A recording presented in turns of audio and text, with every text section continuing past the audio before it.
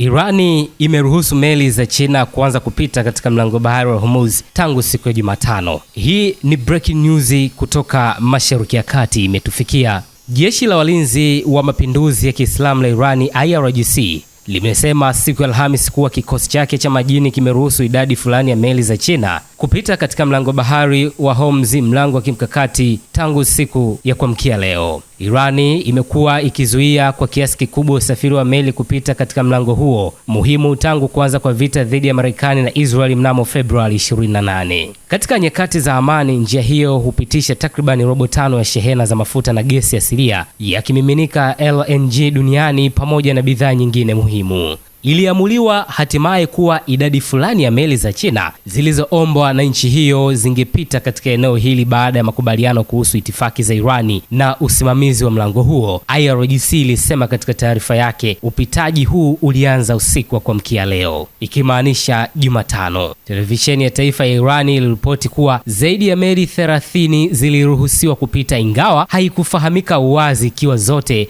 zilikuwa za China. Athari za kiuchumi na kisiasa nguvu ya Teherani. Udhibiti wa Irani juu ya njia hiyo ya majini umetikisa masoko ya kimataifa na kuipa Teherani nguvu kubwa ya ushawishi, leverage.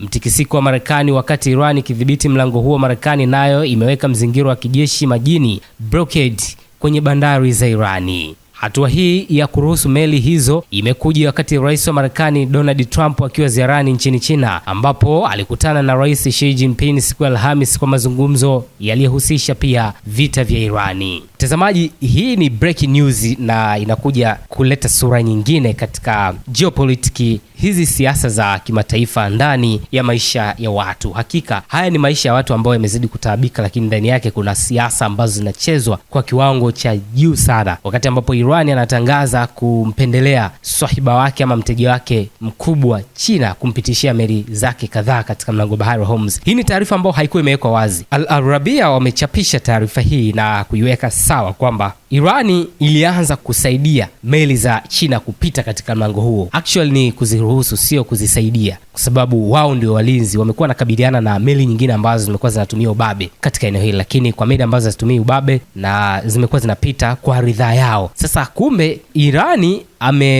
ameanza kumruhusu. Hili swala linaweza likawa lilijadiliwa wakati ya ziara ya Abbas Araghchi alipowasili China wiki iliyopita kabla ya ziara ya Trump. Wakazungumza kwamba tutaanza kuachia meli za kwenu sababu nyinyi ni washirika wetu wakubwa, wateja wetu wakubwa, ili maisha yenu yaendelee, msije kuwa na changamoto ya inflation katika taifa lenu. Sasa hii inaweza kuwa ni maumivu makubwa sana kwa Trump na Marekani kwa ujumla, wakati ambapo mataifa mengine yanaruhusiwa lakini wao bado wamepigwa pini. Mtazamo wako ni upi? Hakikisha una subscribe, una like, una comment pia katika taarifa hii. Kumbuka kushare zaidi kwa watu wengine taarifa hii.